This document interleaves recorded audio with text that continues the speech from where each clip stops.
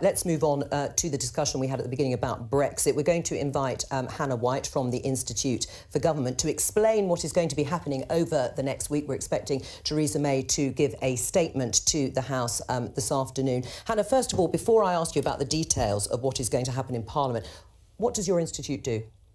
So the Institute for Government is a non-partisan think tank that focuses on how government can be made to work more effectively. Right, and what is going to happen today and over the next 8 days until next Tuesday? OK, so today Theresa May said she's going to come to the House of Commons, she's going to make a statement and she's going to table a motion setting out what her next steps are going to be. So once the MPs see the text of that motion, they have all sorts of plans about ways in which they think they might want to amend it.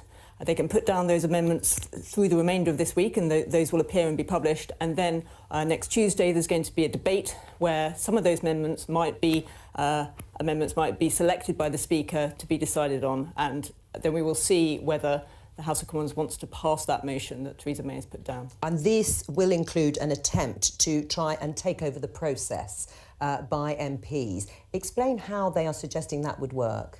So the idea is that there's this, one of the rules of the House of Commons is that government business always has precedence, although there are a number of occasions on which that isn't the case. We have opposition days when the opposition gets to decide what the business should be. We also have backbench business days when a committee of MPs decides what the business should be.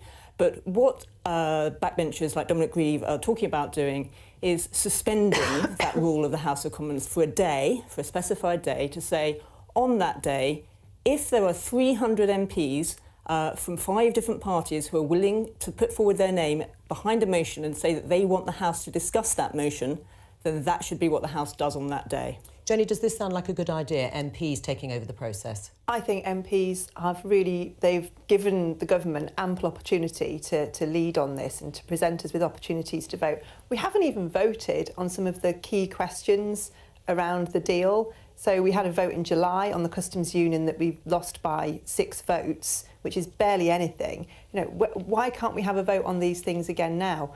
And I think what's happening is that MPs have just got frustrated and they've tried to present new opportunities and to use the processes of the House of Commons to force the government to move forward. And it's because of this, they've run out of patience and it's down to frustration. So actually, I think some of the things that are coming out now are quite sensible.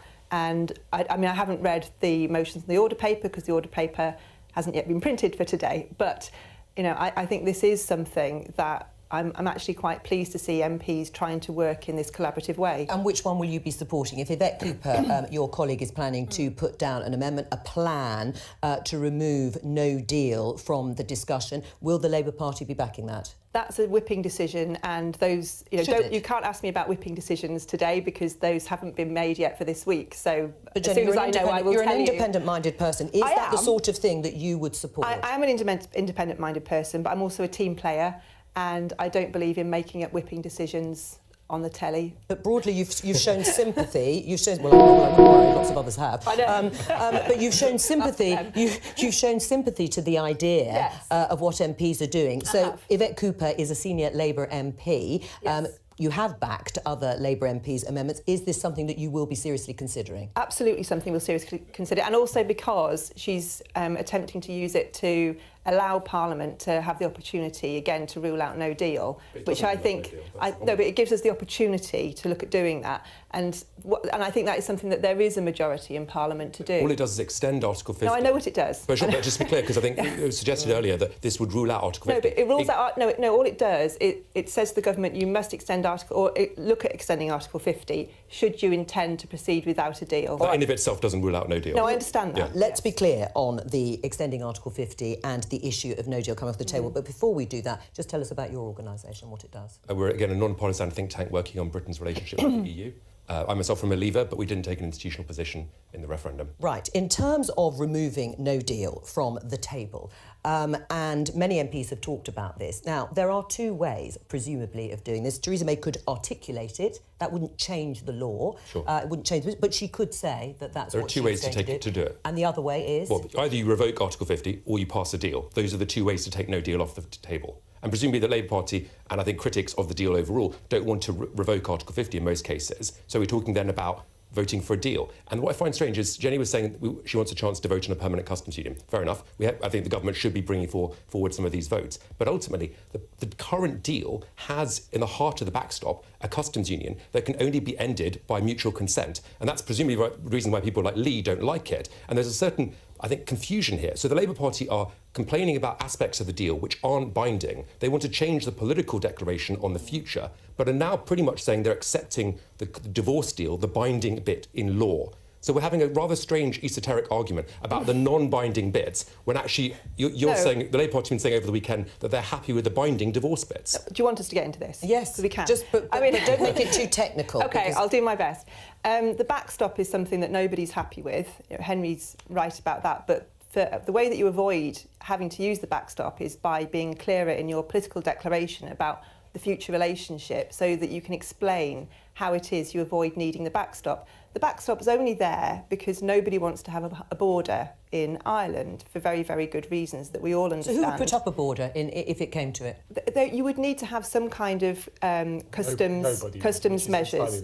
No, right. I think that's disingenuous. But hang on, Jamie, who would? But just for our viewers, who would put up that hard border? Because everybody we've spoken to on this programme said they wouldn't do it. Well, I know they say that now, but you would need, when you have two different customs territory, there is nowhere on earth that has no border infrastructure whatsoever between two different customs territories. And that's true, isn't it? I mean, the EU couldn't allow that to have two different customs territories. Well, Joe, you have to start from the principle that Northern Ireland and the UK have said they're not going to put up a hard border. The Irish Republic say they're not going to put up a hard border. And within the political declaration and within the withdrawal agreement itself, it commits to looking for technical solutions to solve this. But no both people are saying that we probably can solve this through technology, trusted trader, checking at source and destination. So let's go and solve that. I used to be an IT person before I got into politics, and that's possible. But instead of having a discussion about technology, we're having a discussion about the backstop, and we need to move on from this. Right, why didn't you back the deal then?